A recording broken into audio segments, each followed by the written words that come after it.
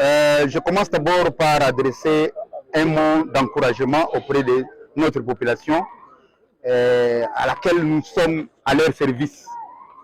Il se fait assez que dans la vie des institutions, d'une nation ou d'une société, est composée de bons et de mauvais citoyens, dans tous les niveaux possibles.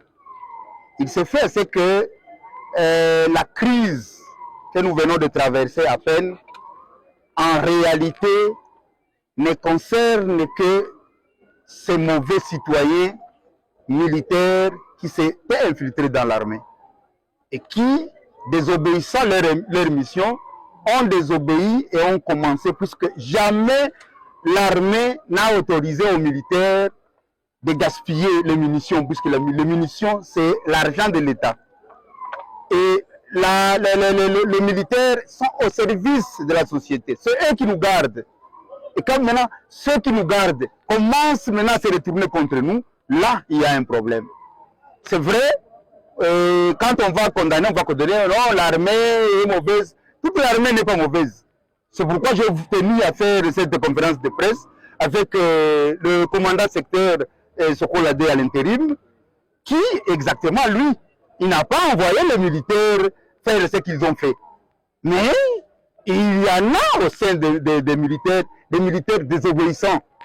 Tout comme même chez nous les civils, il y en a aussi des civils désobéissants, de mauvais citoyens et de bons citoyens. Maintenant, la circonstance, nous avons pris nos responsabilités. Vous le savez, ce n'est pas une nouvelle. Vous connaissez exactement que la plupart des autorités, la plupart des habitants ont fui la cité, puisque tout simplement, quelque part, il y a des nouvelles qui se sont infiltrées, comme quoi il y a les rebelles qui sont en train de venir. Vous allez le constater avec nous. Nous n'avons pas cédé effectivement à ces bobards, puisque nous détenions les informations et curieusement, comme maintenant les radios-trottoirs priment sur l'officiel, les gens se sont mis à paniquer pour rien. Maintenant, ici, nous venons vous confirmer, il n'y a pas de rebelles. Et ce n'est pas qu'on a promis qu'ils vont entrer demain samedi. Vous voyez, vous allez voir demain samedi, ils ne seront pas là. Et que nos forces armées sont encore là. Et l'autorité de la place est encore là. Voilà comment exactement nous avons voulu, à ce jour, après consultation avec le commandant de FARDC, nous avons mis en place un plan minimum pour arriver à mettre fin à ces militaires indisciplinés.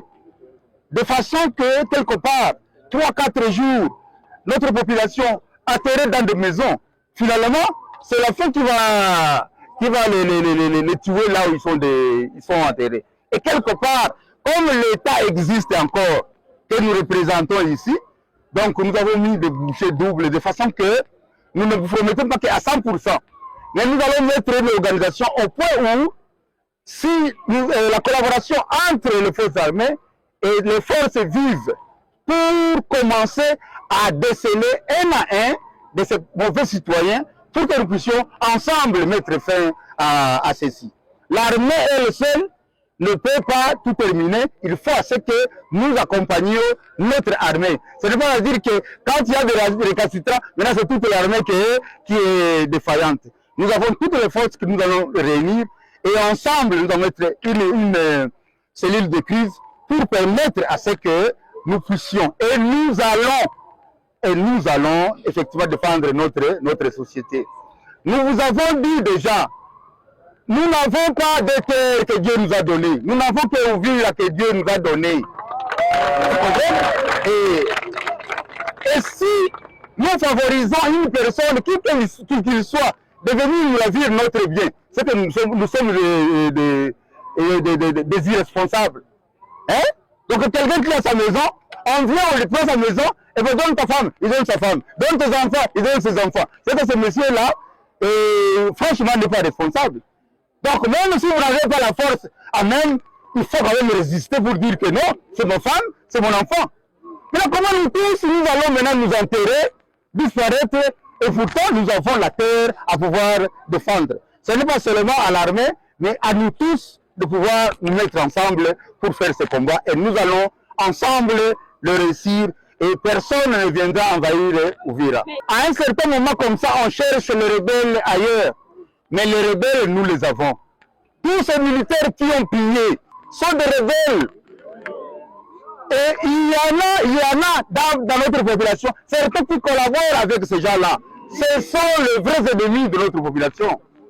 Mais nous cherchons à les détraquer, à mettre hors d'état de nuire quiconque a les attitudes et les habitudes du rébellion, puisque tout simplement Uvira n'a pas besoin de la guerre, Uvira n'a pas besoin de la rébellion, il a besoin de la paix. Et il faudrait à ce que maintenant ses habitants puissent le démontrer en nous soutenant massivement. Je dis et je vous remercie.